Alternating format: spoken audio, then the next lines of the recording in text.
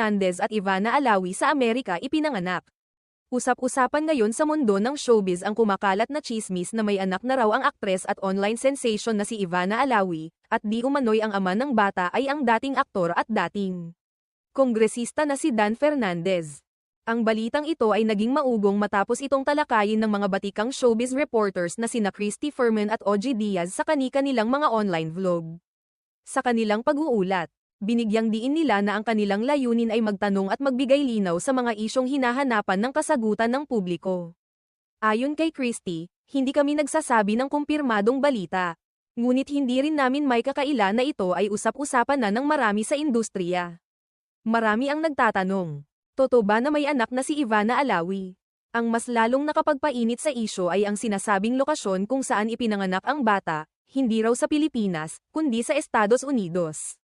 Dahil dito, mas lalong naging